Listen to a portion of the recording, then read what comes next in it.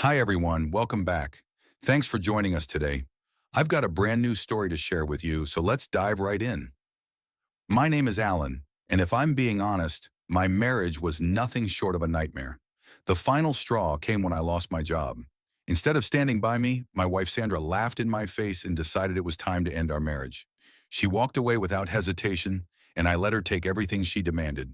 Our house, our cars, all the things I had worked so hard to provide when life was good. There was one thing she never knew I had, and it changed everything. Today I'll tell you how she thought she won by leaving me. But in the end, it was her world that came crashing down. I first met Sandra about 8 years ago. A couple of mutual friends had organized a casual get-together. Nothing fancy. There she was, confident, beautiful, and with a laugh that drew me in immediately. We got to talking, and within an hour I felt something click. She seemed to understand me in a way very few people ever had. Our connection grew quickly. What started as casual coffee dates turned into dinners, and those dinners became late-night conversations that lasted until dawn. Before long, I was waking up to good morning texts and falling asleep to her voice on the phone. Within a short time, we were talking about building a future together. We didn't date for years. It all moved fast. Looking back, maybe too fast. But at the time, I thought I'd found my missing piece. I know it sounds corny, but I believe Sandra was the one. At that point in my life, everything seemed perfect. I was working as a software engineer at a reputable company, a job I had landed straight out of college. By the time Sandra and I tied the knot, I was earning a solid salary. Money wasn't an issue. We lived comfortably, traveled a few times a year, and Sandra never had to glance at a price tag when she went shopping. I took pride in that. I wanted her to feel secure and cared for, and I was proud of being able to provide that life for us. On the surface, we looked like the perfect couple, young, successful, and happy. And for a while, I truly thought I had everything I needed. But here's the truth. Two people can live under the same roof, enjoy the same comforts, and still be chasing completely different dreams. At the time, I didn't realize how different our definitions of happiness really were. About 6 years into our marriage, things started shifting. My company, the same one I had been loyal to since college, began to struggle. Growth stalled, profits dropped, and the future didn't look as bright as it once did. Management called us into meetings and laid it all out. In order to survive, the company had to make cuts. The first casualty was our annual bonuses. But there was one silver lining. If the company was ever sold or acquired, the patents we had developed during our time there would revert to us individually. And I had one particular software patent that I knew could be life-changing if I ever had the chance to sell it independently. It was worth more than most people could imagine. That possibility was enough to keep me from leaving when other companies tried to recruit me.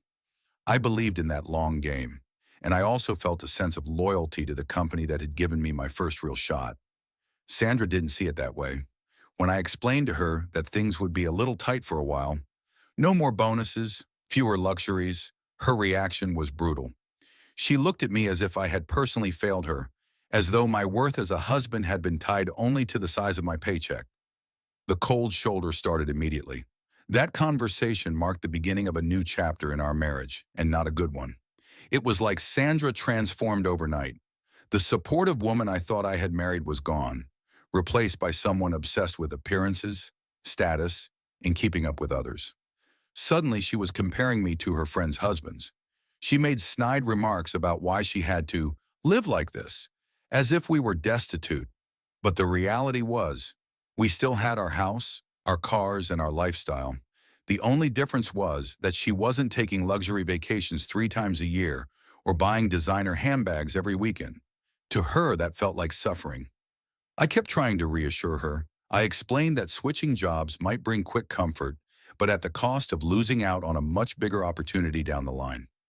Every time I tried to reason with her, she would laugh sarcastically and call me Prophet Allen, mocking me as if I was making empty promises about the future. Things got worse. Sandra started staying out late, claiming she was with friends. More than once, she didn't come home at all, brushing it off by saying she crashed at a girlfriend's place. I confronted her calmly one night and asked, "You didn't think to come home or even call?" She shrugged like it was no big deal. That's when it hit me. Her loyalty had never been to me. It had been to the lifestyle I provided. When that lifestyle shifted, even slightly, her mask fell off. And sure enough, when I eventually lost my job completely during another round of cuts, Sandra didn't even pretend to care. She laughed. She actually laughed. Then she said maybe it was best we end things, since she couldn't live this way. She demanded the house, the car, and most of our assets. I didn't fight her. I agreed to everything she wanted because I knew something she didn't. That patent I had quietly been holding on to, the one the company allowed us to keep if we left, was mine. And its value was far beyond anything Sandra could have imagined. When the company was eventually sold, I was free to pitch and sell my patent. And when I did, the payout was massive. Overnight, my life changed again, but this time in my favor. Sandra, on the other hand, was left with the house, the car, and the bills. She thought she had stripped me of everything, but she didn't realize she had walked away from the real fortune. Her obsession with appearances blinded her to what truly mattered. She gave up on me when things got tough, and in doing so, she gave up on the future she could have had. And me? I rebuilt. I invested wisely, pursued new ventures, and found peace in knowing that my worth was never tied to her approval or anyone else's opinion. Sometimes losing everything you thought mattered is the only way to gain what truly does.